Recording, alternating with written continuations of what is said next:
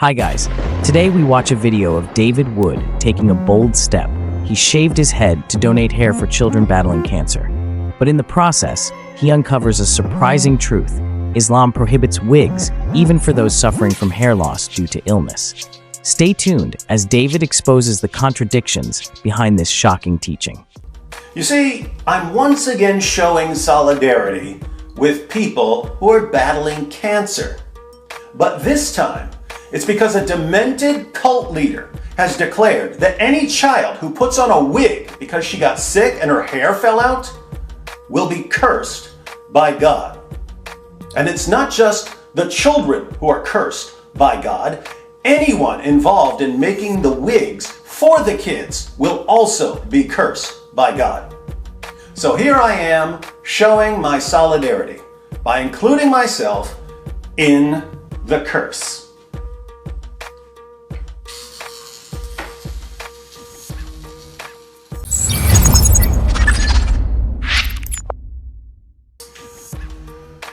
There are organizations like Locks of Love and Wigs for Kids that accept hair donations. You send them your hair, and they use the hair to make wigs for children whose hair fell out because of chemotherapy or because of some illness.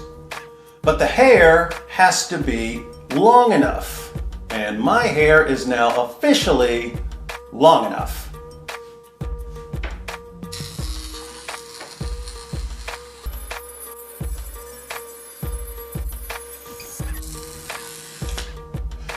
Oh, I don't want you to get bored watching me cut my hair, so let me read to you a bit. Sahih al-Bukhari, 5935. Narrated Asma, the daughter of Abu Bakr, a woman came to Allah's messenger and said, I married my daughter to someone, but she became sick and all her hair fell out. And because of that, her husband does not like her. May I let her use false hair? On that, the Prophet cursed al-wasila, a lady who artificially lengthens her or someone else's hair, and al-mustawsila, a lady who gets her hair lengthened artificially. So, this woman wants to put a wig on her daughter.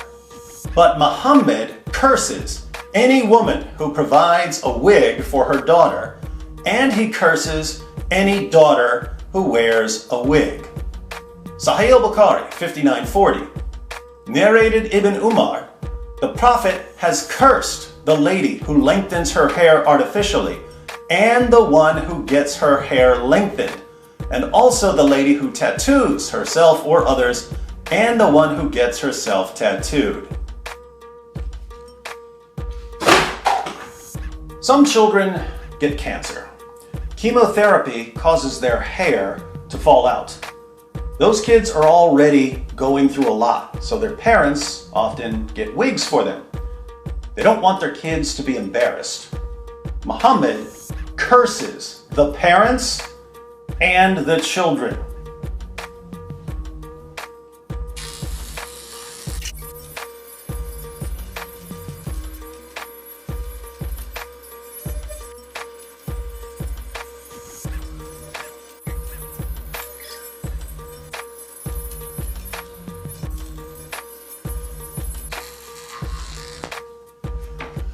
Let's read a little more.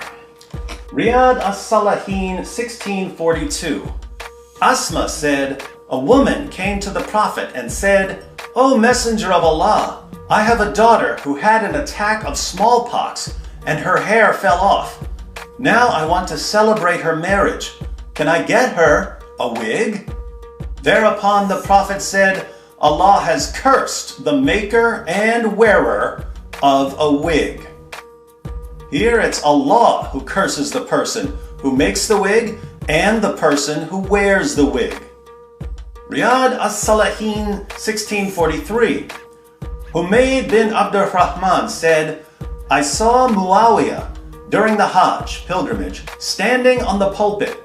He took from the guard a bunch of hair, not really his hair though, and said, O people of Al-Madinah, where are your scholars? Why do they not prohibit you?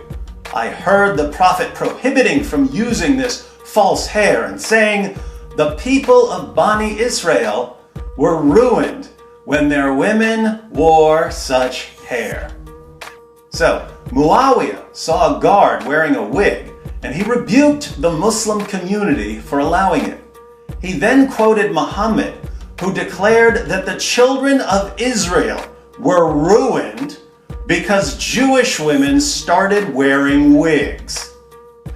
Didn't know that, did you?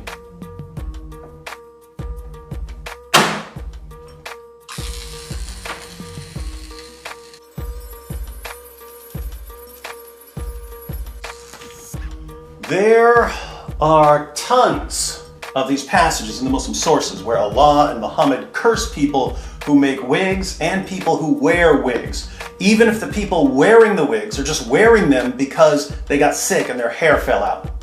But you may be thinking, well, David, perhaps Islam just doesn't want people modifying their appearance. Oh, really? Then how do you explain Sahih al-Bukhari 3462? Narrated Abu Huraira, Allah's messenger said, "The Jews and the Christians do not dye their gray hair, so you shall do the opposite of what they do, i.e. dye your gray hair and beards." Sunan an-Nasai 5245. It was narrated that Ubayd said, "I saw Ibn Umar dyeing his beard yellow, and I asked him about that. He said, I saw the Prophet dye his beard yellow." So, Muhammad and his companions would dye their gray hair so they could look young. But if a mother gets a wig for her sick daughter whose hair has fallen out, both the mother and the daughter are under the curses of Allah and Muhammad.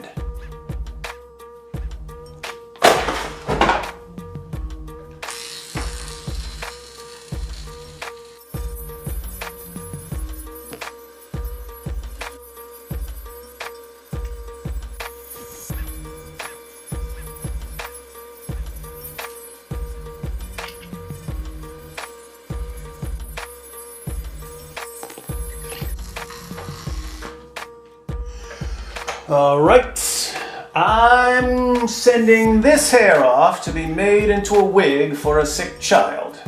And because I'm doing this, I'm under the curses of Allah and Muhammad. I guess I can add those curses to the other 487 curses I'm under, according to Islam. Why does anyone still take this guy seriously?